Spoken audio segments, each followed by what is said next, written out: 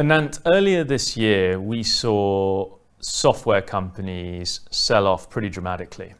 A massive downturn, really, for the public markets in particular. What I'm kind of interested in is, what is it that triggers an event like that? We've been talking about AI for a little while. Why is it that all of a sudden we had, snap and off it goes? Sure. So AI has been this slow-moving storm that investors have been looking at for about 2 or 3 years now, since the first ChatGPT models became public. What happened earlier this year was there was a qualitative shift in the abilities of AI. When Claude released its latest models earlier this year, people saw the potential that AI had to disrupt all kinds of work. That was the trigger for this storm to make landfall. And public markets do what they do, which is they sold all the houses in the neighborhood indiscriminately rather than just the houses on the beach.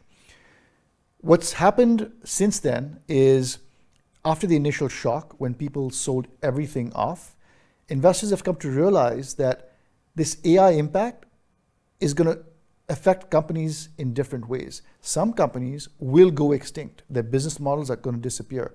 Other companies will have their margins compressed. And there's a third category of companies that will actually benefit from AI. So we have seen a recovery in some of the companies that sold off indiscriminately, but there's still a lot of wreckage around, and investors are assessing that risk. Now, the difference between public and private credit, when we look at it through this lens, is public companies have to react immediately. So the prices move immediately. Private companies have the luxury of waiting a little while to assess the damage because the prices aren't marked on a day-to-day basis. So while private credit is not immune, it is insulated from the volatility that we saw in the public markets. And some of that sentiment trading that's going on in public markets that you can sort of go through in private, and advantage of the more illiquid market. Yes. But you talk about wreckage. And often this phrase moats is used around software companies. What's your relative moat that is protecting the core business? Let's unpick some of that. Where do you see successful and impressive moats in software? Yeah, I would simplify it even further. The way I think about it is, when you look at a software company, you ask yourself one question: is this a tool or is this infrastructure? If it's a tool, then it can be disrupted by AI quite quickly. If it's a piece of software that's a workflow with a user interface attached to it, that is something that AI can recreate very easily, because the cost of development of software has become near zero. So if you're solving one narrow problem, that's something that AI can do easily.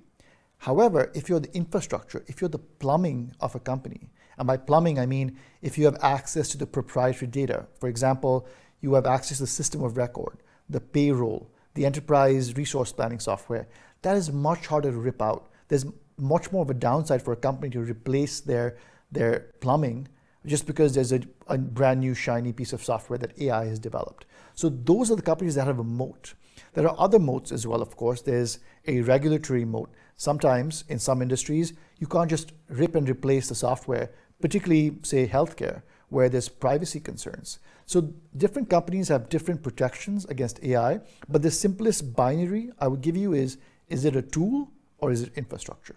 And do you think investors, as they look at the sector and more broadly look at AI disruption across whatever portfolios they might have or investments, do you think they are starting to understand those different moats, whether it's a tool or a piece of infrastructure, whether or not it's going to be a short-term winner, a long-term loser, all these different dynamics? Are they asking the right questions of their private credit managers? Absolutely, and the level of sophistication of questions we're getting has definitely increased as people digest the impact of AI on their portfolios. So, like I said, one of the first questions you ask is it a tool or is it infrastructure? But then when you want to assess this further, you need to understand the various ways in which the company has a moat.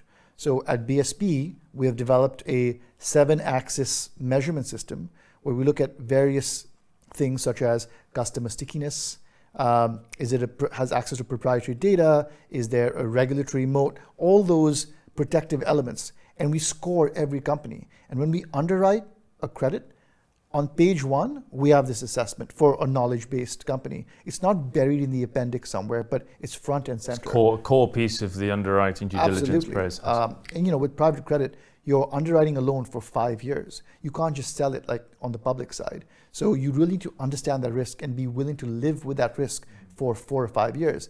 And in the world of AI, where change occurs so fast, you really need to understand that risk at the outset. You can't figure that out on the fly. So investors are definitely asking us more pointed questions about this, and they're understanding the differences between various kinds of software. And people aren't just afraid of software as a boogeyman, quite the way they were earlier this year. So how bad does it need to get for a software company or any company disrupted by AI before the credit's really impacted? Sure. So when you think about the capital structure of a company, it varies from company to company. But if I were to use a rule of thumb, a lot of these software deals were done at about 40 to 50% LTVs, loan to value, which means if the company's worth $100, the bottom $50 to $55, the first loss piece, is equity. That's the shock absorber that exists underneath the private credit loan, which are typically first lien, unitranche, senior deals.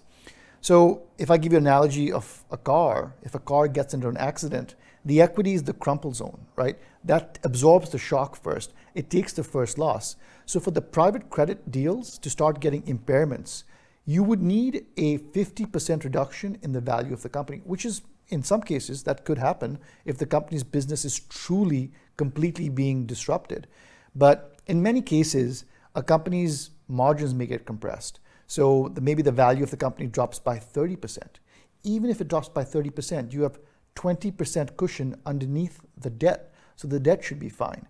Now, I don't want it to make it sound like there's going to be no impairments in private credit, but I do think the market narrative has got ahead of itself, where there's this sense of angst about all private credit. But once you look at the capital structure, you realize that the private equity piece is a shock absorber before damage hits the private credit world. A lot of people are talking about the refinancing of these software companies and again, any company that's affected by AI disruption. And when the rubber really hits the road, if you like, when the refinancing and the maturities come up, when do you think that's going to be? And is that really the moment where we're going to start to see some of this dispersion between software companies start to emerge, those that seem to have more of a lifeline and those that will be quite successful and those that will be less successful? Is that where it's going to happen? Yeah, I think that's going to be a potential catalyst. Right now, you're not going to see tomorrow a bunch of companies default, right? What's going to happen is when they're coming up for refinance, when that maturity hits, some companies won't be able to refinance themselves, and that's when you'll have to take those impairments. And there's a really well-documented maturity wall in about 2028.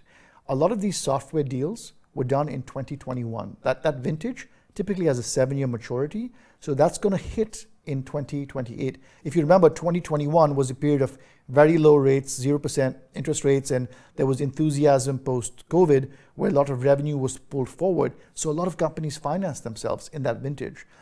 So I think those companies, which were probably over-levered for what the underlying business was, are going to face, that cohort is going to face some refinancing risk in 2028.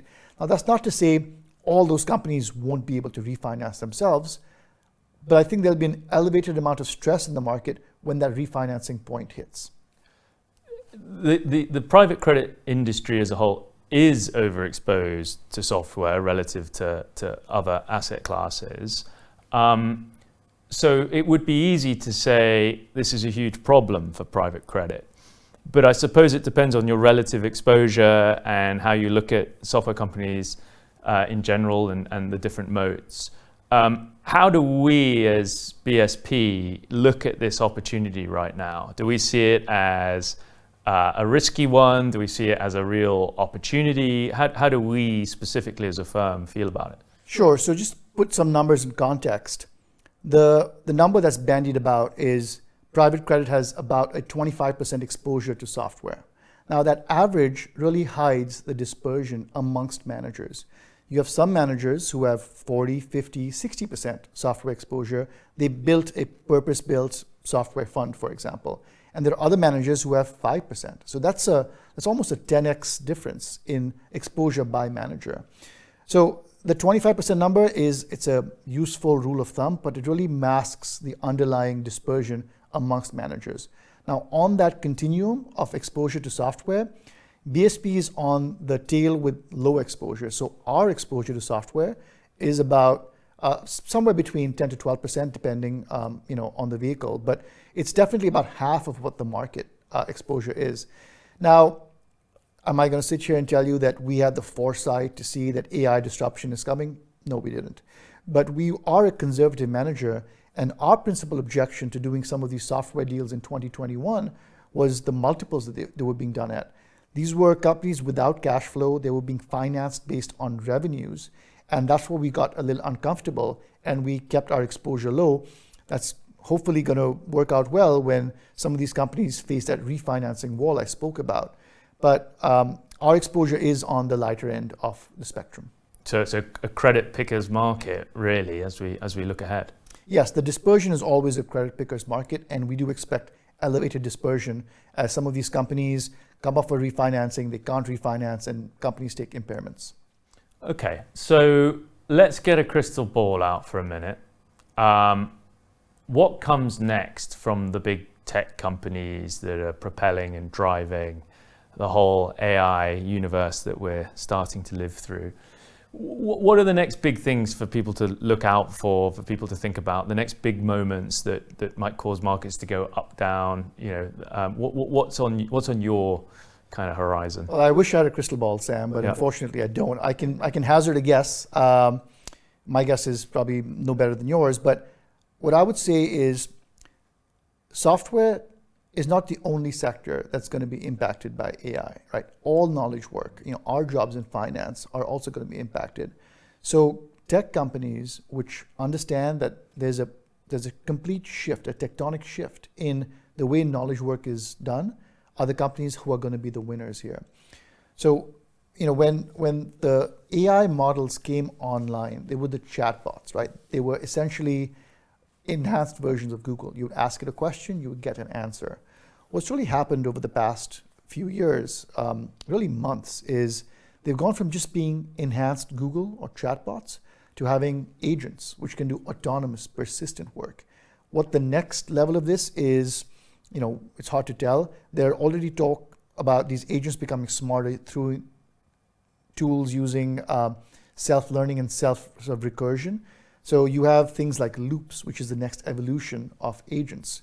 And at some point, what will happen is the vast majority of routine work will be done by these AI systems. So that's going to profoundly change the nature of work and labor in the economy, right? I think there's going to be a deflationary force for the economy as a whole because people become more productive and there'll be a weaker jobs market most likely. So I think that's going to cause a lot of disruption in the market. But if you told me to have a crystal ball and tell me what exactly is going to happen, I wouldn't guess beyond the next couple of weeks because AI is developing so fast. Anant, a question for you, a technical question if you like, for a private credit manager like BSP. When we look at the underwriting process for any loan that we're going to sign off on, how can AI and the way we use it in the firm really help that process? My natural assumption means we can do more deals now because AI is making us more productive, we're speeding up. Is that how we think about it, or is it different? I don't view it as us doing more deals, but I do think we can do much more diligence on the deals we see. So think about it this way. When we get a deal that comes in, there's a data room which has a lot of information in it, right? It's almost too hard. The cognitive load on an analyst to analyze everything is almost too much, right? What AI allows us to do is weave together disparate parts of that data room and create a narrative and get insight and glean insight from that in a much more sophisticated way. So the level of diligence we can do is deeper now. We're not limited by how much bandwidth an analyst has. He could be looking at 4 deals at one point, right? So that's why AI helps. And it really compresses the amount of time it takes to underwrite a deal because the routine, mundane tasks become automated. Now, that doesn't mean when we were taking 3 weeks to diligence something, we're suddenly taking 3 days. What it means is in that 3-week period, we can iterate 5 times rather than twice. We get new questions, we do more diligence, we come back and present those findings. We can do more turns. So you're turning over more rocks to get to the truth when you're underwriting now. So you can get even more comfortable potentially with a deal using AI to support that process. Absolutely. So, we're very concerned about AI risk in our companies, but AI also helps because we can do more diligence and try to underwrite that risk better now.